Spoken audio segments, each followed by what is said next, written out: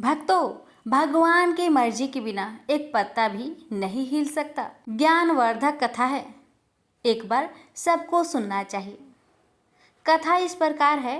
एक आदमी मंदिर में सेवक था। उसका काम मंदिर की साफ सफाई करना था। भक्तों और श्रद्धालुओं द्वारा दिए गए दान में से थोड़ा बहुत उसे मंदिर के पुजारी द्वारा दे दिया जाता। इसी से उसकी गुजर बसर चल रही थी। वह अपनी जिंदगी से बहुत परेशान और दुखी था। मंदिर में काम करते करते वह दिन भर अपनी जिंदगी को लेकर शिकायतें करता रहता। एक दिन शिकायत करते हुए भगवान से बोला, भगवान जी, आपकी जिंदगी कितनी आसान है। आपको बस एक जगह आराम से खड़े रहना होता है। मेरी जिंदगी को देखो, कितनी कठिन जिंदगी जी रहा हूँ। मैं दिन भर कड़ी मेहनत करता हूँ, तब कहीं 2 जून की रोटी नसीब हो पाती है। काश मेरी जिंदगी भी आपकी तरह होती। उसकी बात सुनकर भगवान बोले, तुम जैसा सोच रहे हो वैसा नहीं है। मेरी जगह रहना बिल्कुल आसान नहीं है। मुझे बहुत सारी चीज़ें देखनी पड़ती है, बहुत सी व्यवस्थाएं करनी पड़ती है। ये हर किसी की बस की बात नहीं है। भगवान जी, कैसी बात कर रहे हैं आप? आपका काम आसान ही तो है। आपकी तरह तो मैं भी दिन भर खड़े रह सकता हूँ। इसमें कौन सी बड़ी बात है? मंदिर का सेवक बोला, तुम नहीं कर पाओगे। इस काम में बहुत धैर्य की आवश्यकता पड़ती है। भगवान बोले, मैं जरूर कर पाऊंगा। आप मुझे एक दिन अपनी जिंदगी जीने दीजिए। आप जैसा बताएंगे मैं वैसा ही करूंगा। मंदिर का सेवक जिद करने लगा। उसकी जिद के आगे भगवान मान गए और बोले, ठीक है, आज पूरा दिन तुम मेरी जिंदगी जियो, मैं तुम्हारी जिंदगी जीता हूँ। लेकिन मेरी जिंदगी जीने के लिए तुम्हें कुछ शर्तें माननी होगी। मैं हर शर्त मानने को तैयार हूँ। भगवान जी के सेवक बोला, ठीक है, तो ध्यान से सुनो। मंदिर में दिन भर बहुत से लोग आएंगे और तुमसे बहुत कुछ कहेंगे। कुछ तुम्हें अच्छा बोलेंगे तो कुछ बुरा। तुम्हें हर किसी की बात चुपचाप एक जगह मूर्ति की तरह खड़े रहकर धैर्य के साथ सुननी है और उन पर कोई प्रतिक्रिया नहीं देनी है। सेवक मान गया। भगवान और उसने अपनी जिंदगी एक दिन के लिए आपस में बदल ली। सेवक भगवान की जगह मूर्ति बनकर खड़ा हो गया। भगवान मंदिर की साफ सफाई का काम निपटाकर वहां से चले गए।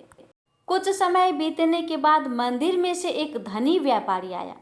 भगवान से प्रार्थना करते हुए बोला, भगवान जी, मैं एक नई फैक्ट्री डाल रहा हूँ। मुझे आशीर्वाद दीजिए कि यह फैक्ट्री अच्छी तरह चले और मैं इससे अच्छा मुनाफा कमाऊँ। प्रार्थना करने के बाद वह प्रणाम करने के लिए नीचे झुका तो उसका बटुआ गिर गया। जब वह जाने लगा तो भगवान की जगह खड़े मंदिर के सेवक का मन हुआ कि उसे बता दे कि उसका बटुआ गिर गया है, लेकिन शर्त अनुसार उसे चुप रहना था। इसलिए वह कुछ नहीं बोला और खामोश खड़ा रहा। पुलिस नाविक को पकड़कर ले जाने लगी। भगवान बने आदमी को अपने सामने होता हुआ यह अन्याय सहन नहीं हुआ। शर्त अनुसार उसे चुप रहना था, लेकिन उसे लगा कि बहुत गलत हो चुका है। यदि अब मैं चुप रहा तो एक बेकसूर आदमी को व्यर्थ में ही सजा भुगतनी पड़ेगी। अब वह सेवक ने अपनी चुप्पी तोड़ते हुए कहा, आप गलत व्यक्ति को पकड़कर ले जा रहे हैं।